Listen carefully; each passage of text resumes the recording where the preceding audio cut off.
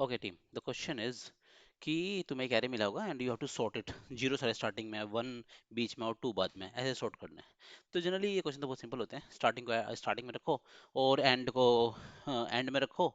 S और ई ले लो starting और एंड के लिए, और एक इंडेक्स ले लो। इंडेक्स को पूरे पे एडिट कर दो, सारे पे एडिट कर दो।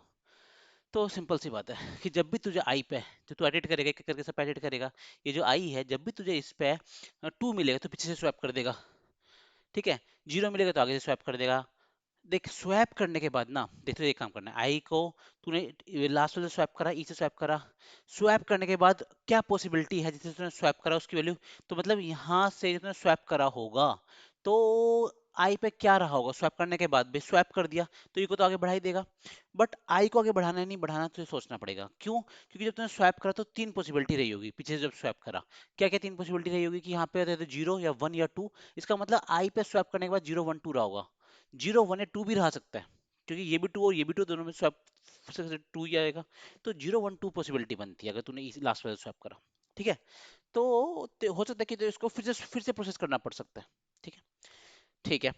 तो अब जब तू इसको पहले वाले से स्वैप करेगा, जब तू इसको, तो तीन केस बनते हैं। कहने का मतलब ये है कि अगर तूने इस पे अगर अगर मैं बात करता हूँ कि आई इस पे है, सपोज इस वाले पे भी आई, तो पीछे से यहाँ पे टू आ रहा हो, टू रहा हो तो पीछे स्वैप करेगा, वन रहा हो तो कुछ नहीं करना, एक आगे बढ़ जाएगा बस तू, और जीरो रहा हो तो पहले वाले से स्वैप कर देगा। ठीक है, बट अब तीन केस बने ना, दो रहा हो तो पीछे से स्वैप करेगा। स्वैप करने के बाद इसको तो आगे बढ़ा ही देगा, एंड वाले को तो आगे बढ़ा ही देगा, बट आई को भी आगे बढ़ाना है क्या? बट नहीं, अभी आगे नहीं बढ़ाना। क्यों? क्योंकि तीन पॉसिबिलिटी रही होगी, जीरो वन टू। अगर टू रहा होगा तो फिर दोबारा से प्रोसेस करना पड़ सकता है।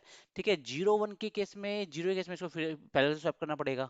ठीक है, तो और वन के केस में तो एक आगे बढ़ना पड़ेगा। तो मतलब इसको तो जो है ना, तू अभी इसको आगे नहीं बढ़ा सकता, जैसे पीछे से स्वैप करेगा।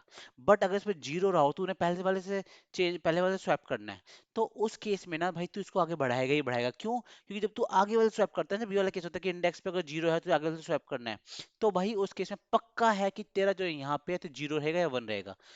स्वैप करने के बाद या तो जीरो आएगा, वन आएगा, टू नहीं आ सकता कभी भी, क्योंकि टू आएगा तो टू तो आ ही नहीं सकता। टू आएगा तो पीछे जा चुका होगा ना वो, टू आएगा तो ऑलरेडी पीछे जा चुका होगा।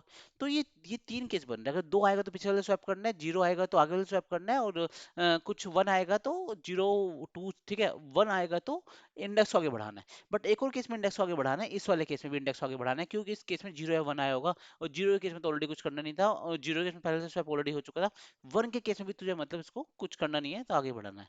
तो इस केस में भी तेरे को इंडेक्स को बढ़ाना पड़ेगा, इस केस में भी तेरे को इंडेक्स को बढ़ाना पड़ेगा। इस केस में इंडेक्स को बढ़ाना नहीं पड़ेगा क्योंकि उसको फर्दर प्रोसेसिंग करने की जरूरत है। इस केस में फर्दर प्रोसेसिंग की जरूरत नहीं पड़ेगी, इस केस में फर्दर प्रोसेसिंग की जरूरत नहीं पड़ेगी उसको।